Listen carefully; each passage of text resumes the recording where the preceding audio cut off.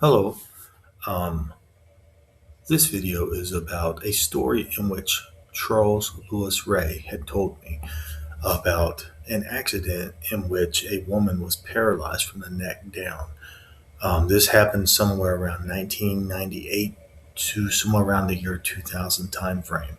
I had been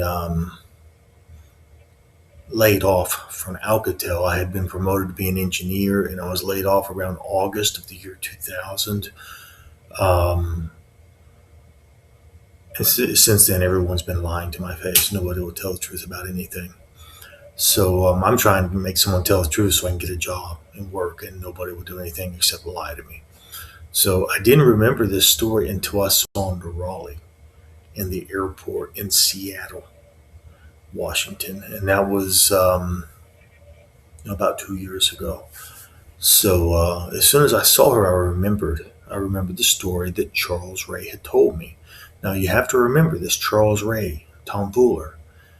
He's linked to Madill, Oklahoma. He was a teacher's assistant for Miss Ray when I was in the second grade. He was a 17-year-old. This Charles Ray is linked to Lone Grove, Oklahoma. He was a 29-year-old high school senior in the class of 1988. He's in the yearbook. That's where I got this picture. Charles Ray is linked to Austin, Texas. He said his dad said he dated this lady, Trudy, who worked at the University of Texas Petroleum Engineering Department. I ended up working at the Petroleum Engineering Department, and I knew this Trudy lady. Charles Ray is linked to Alcatel Networks USA. He was there when I got there. Charles Ray was working in Trends area when I got to Alcatel. Charles Ray was working at Leonardo DRS Infrared when I went to Leonardo DRS Infrared in the year 2005. This Charles Ray, he will not tell the truth about anything, but he did tell me this story about Eric Nadler causing a car wreck which injured Nerali, and she's been paralyzed from the neck down ever since the year around 1999 time frame.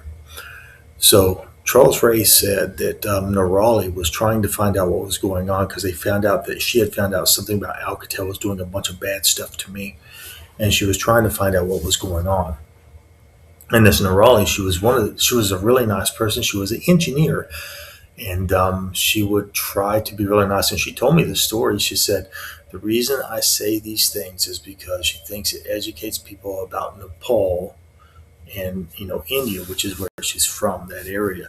She said her name was um, it's Nerali. It's like Nepal, but with an R, and at the end of it, it has an I, something like that. And not Nepal, but Nerali, something like that. But she would say stuff like that. So anyway, I saw her in the airport around April of 2024, right before I headed back to Ardmore, Lone Grove area. And that's when I remembered the story Charles Ray told me. Charles Ray had said that Nerali had went to an intersection and she stopped at a stoplight and she looked across and she saw Eric Nadler. And Eric Nadler, he saw the light change and he pointed up. As soon as he pointed up, Nerali, she looked at the light and then she started to go forward.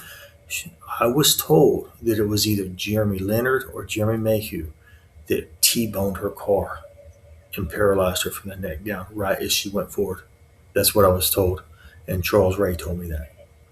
So the other thing is Charles Ray laughed and he said this. He said Eric Nadler was he was on the side of the road. She was being diagnosed on the side of the road by the EMS, the medics and stuff, and she kept saying she couldn't move her arms, she couldn't move her legs, and Eric was laughing about it. He was standing on the side of the road laughing about it, and and then they said it looked like she was paralyzed from the neck down, and he was cheering about it, saying from the neck down, and he started cheering like it was funny. And then he also said this. Charles Ray also told me this. They brought Nerali in to work at Alcatel again, And this is after I think I'd already been laid off, so it was around 2000s time frame. But they brought her in to start working again, at Alcatel, and and Eric was supposed to be there to help her. So she was an engineer, and she was trying to work on things, but she couldn't. She can't move her arms and legs because she's paralyzed from the neck down.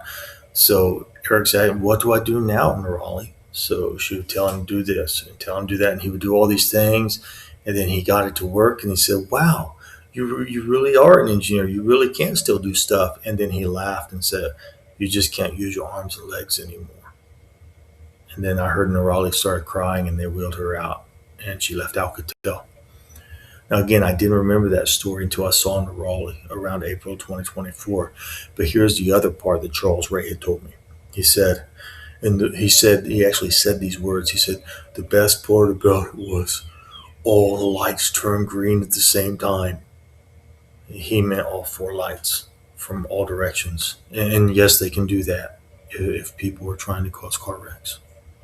Yes, they can, and I believe they did because I have proof that the cities and some of the city employees and police are in on doing this bad stuff to me. They will not tell the truth.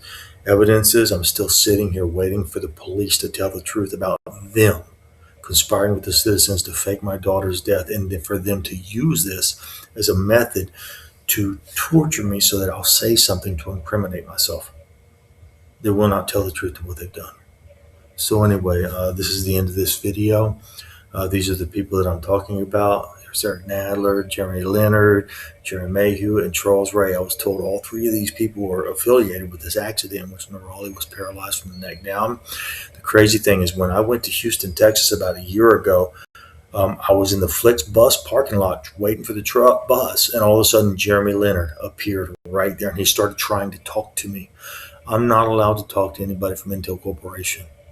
If I talk to anybody from Intel Corporation, I can get 3 years in jail. That's why he wants to try to talk to me. That's why people from Intel keep trying to talk to me. I'm not allowed to talk to them. They own the witnesses. Intel Corporation owns the witnesses. They don't want to go to jail for what they did. So anyway, have a good day, and this is the end of this video.